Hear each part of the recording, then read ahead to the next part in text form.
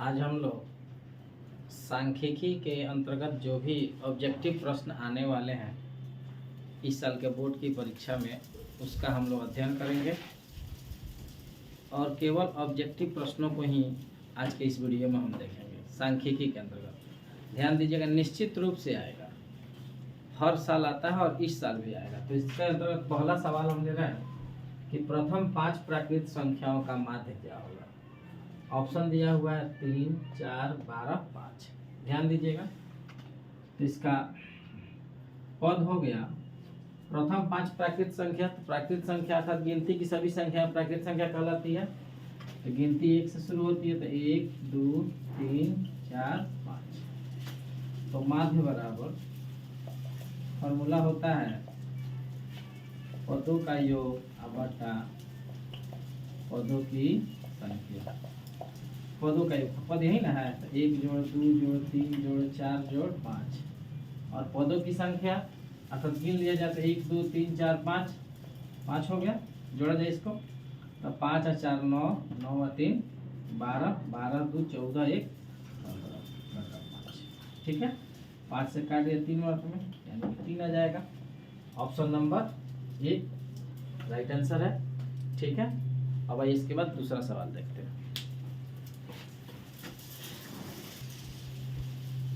आज का दूसरा सवाल है सांख्यिकी के अंतर्गत यदि x 3, 4 और 5 का माध्य 4 है तो x का माध्य है। ऑब्जेक्टिव क्वेश्चन, बहुत इंपॉर्टेंट सवाल है, देखा जाए तो पद बराबर, इसका पद भी हो गया x 3, 4, 5 और इसका माध्य 4 दिया है ना, तो माध्य बराबर कितना दिया हुआ है 4। तो माध्य का मान होता है, जब माध्य का फॉर्मूला होता है कि पदों का योग बटा पदों की संख्या बराबर 4/1 कर लिया जाए। पदों का योग सही ना है, तो x + 3 + 4 + 5 बटा पदों की संख्या 1 2 3 4, यहाँ हो गया 4 बराबर हो गया 4/1। ठीक है, अब क्या किया जाए, ध्यान देंगे तो x का x हो गया, अब +3 4 5, तो 5 और 4 9 और 9 और 3 12 बटा 4 बराबर 4। ठीक है, कैसे गुना कर दिया जाए, x से इतना में x + 12। ठीक है, और उसके बाद 4 चौका 16, 12 को उधर भेज देते हैं तो हो जाएगा 16 - 12, x का मान कितना निकल गया। ठीक है, तो देखा जाए इसके आधार पे option number B right answer होगा। ठीक है, अब अगला क्वेश्चन देखा जाए, क्वेश्चन नंबर, चलिए आज का 3 नंबर सवाल है 18, 13, 17, 12, 16, 19 की माध्यिका क्या होगी। माध्यिका को कहीं कहीं माध्यक भी लिख देता है, ध्यान दीजिएगा। तो आपको बताया था कि माध्यक निकालने के लिए सबसे पहले क्या कीजिए, इसको आरोही क्रम में सजा लीजिएगा। आरोही क्रम में सजा लेंगे, आरोही क्रम का मतलब होगा बढ़ते क्रम, मतलब सबसे पहले इसमें देखेंगे सबसे छोटा कौन है। सबसे छोटा क्या है इसमें 12, उसके बाद 13, 13 के बाद 16, 16 के बाद 17, 17 के बाद 18, 18 के बाद 19। इसके बाद आप क्या कीजिएगा, एक इधर से एक इधर से जोड़ा काटना है। ठीक है, 12, 19, 13, 18, बीच में 2 बच गया। तो अगर 2 को बचता है तब क्या करेंगे, अगर बाई द वे 1 बचता है तो जो 1 बचेगा, जैसे यहाँ पे अगर एक और कोई संख्या होती तो 16 और वह कट जाता तो 17 माध्यक हो जाता, लेकिन यहाँ कोई दूसरी संख्या नहीं है। तो अगर 2 को बच रहा है तो आप क्या कीजिएगा, इस दोनों को जोड़ दीजिएगा।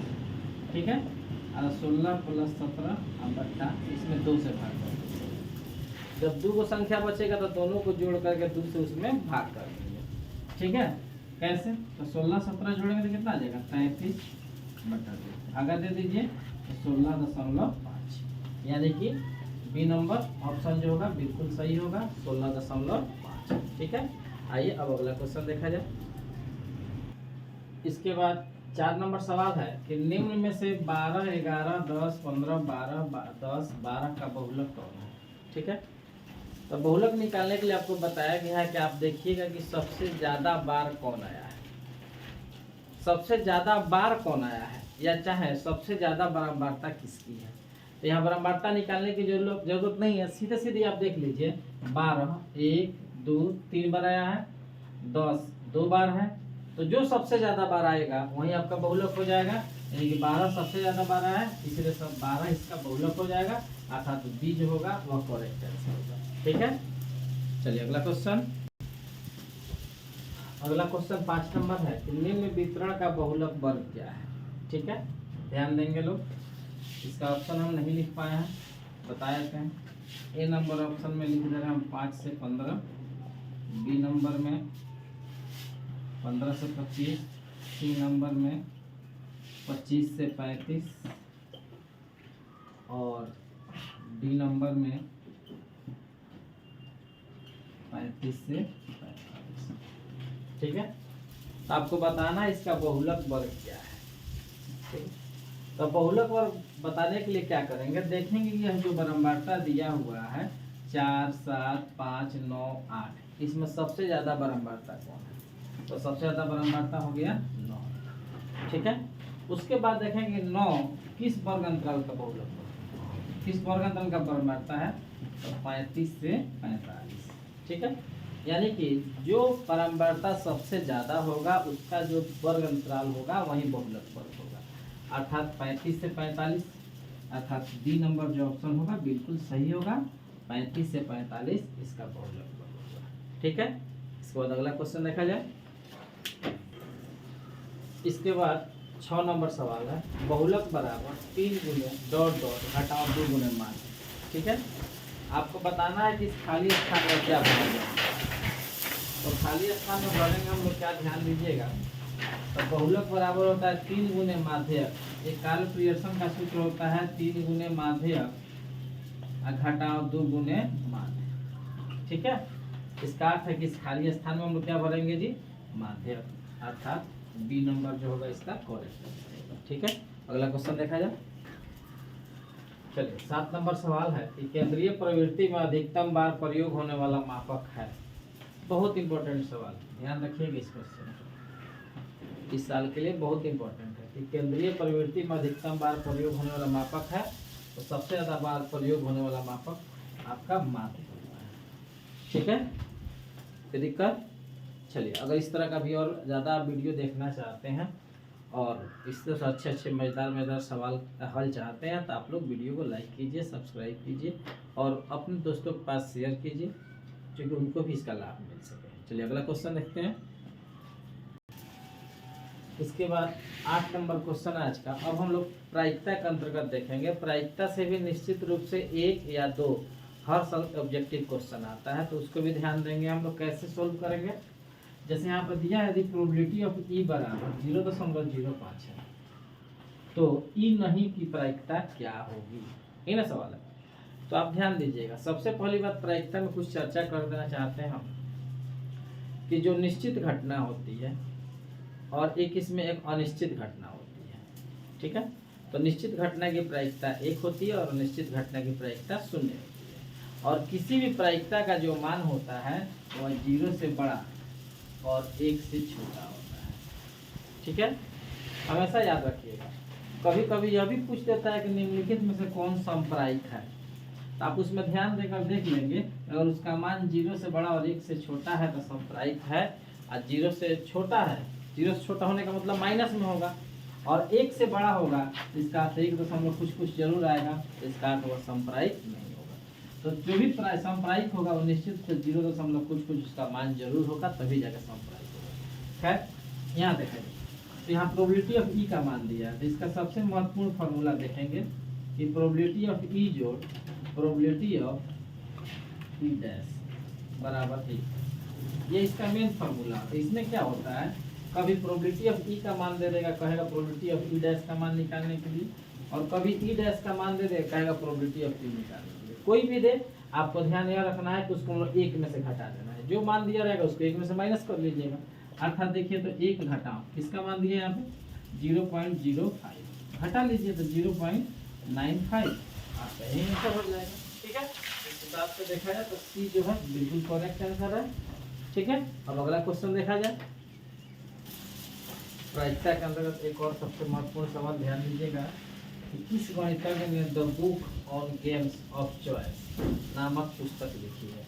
ठीक है, बहुत इंपॉर्टेंट सवाल है, इस बात का ध्यान रखना। जेम्स बर्नौली, जे कार्डन, पियरे साइमन लप्लास और कोई नहीं। इसका करेक्ट आंसर होगा जे कार्डन। याद कर लीजिएगा, जे कार्डन जो है उन्होंने ही इस पुस्तक की रचना की थी, the book on games of choice. ठीक है, चलिए नेक्स्ट क्वेश्चन देखा जाए। चलिए अगला क्वेश्चन है 11 नंबर। एक बक्से में 3 नीले, 2 सफेद और 4 लाल कंचे, इनमें से एक कंचा की यदि छाया निकाला जाए तो क्या प्रायिकता होगी कि निकाला गया कंचा सफेद। ठीक है, तो सबसे पहले हम आपको बताए थे कि आप क्या कीजिएगा, सबसे आसान आप इसकी कुल संख्या निकाल लीजिएगा, कुल कंचों की संख्या पर। ठीक है, जो कुछ भी दे, कंचा दे, गोली दे, उसके बाद गेंद दे, कलम दे, किताब दे, मछली दे, नर मछली, मादा मछली, अंडा दे, कुछ भी दे, सबको पहले जोड़ लीजिएगा। सिक्कों की भी संख्या देता है, सिक्कों की संख्या सबको जोड़ लीजिएगा। तो देखिए, तो 3 जोड़ 2 जोड़ 4, और कुल कंचों की संख्या कितनी हो गई? 9। कुल कंचों की संख्या 9, और हमको निकालने किसकी है? तो सफेद कंचों की संख्या।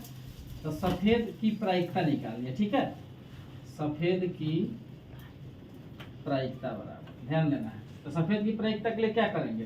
तो जिसकी प्रायिकता कहेगा निकालने के लिए उसकी संख्या को बट्टा के ऊपर कर दीजिएगा और कुल संख्या बट्टा के नीचे। तो यहाँ सफेद की प्रायिकता कह रहा है ना, तो सफेद की संख्या, तो कितने सफेद कंचे हैं बाबू? 2। तो 2 हो जाएगा ऊपर और 9 हो जाएगा नीचे, यानी कि 2/9। इस तरह से देखा जाता है, ए जो होगा वह करेक्ट है। ठीक है, चलिए अगला क्वेश्चन है कि अर्धगोले का संपूर्ण पृष्ठीय क्षेत्रफल है। ध्यान देना है, अर्धगोले का कह रहा है, गोला का आधा। तो इसका फॉर्मूला आपको बताया गया है कि अर्धगोले का संपूर्ण पृष्ठीय क्षेत्रफल होता है 3πr²। ठीक है, अर्थात क्वेश्चन आंसर नंबर 20 का करेक्ट आंसर होगा। ठीक है।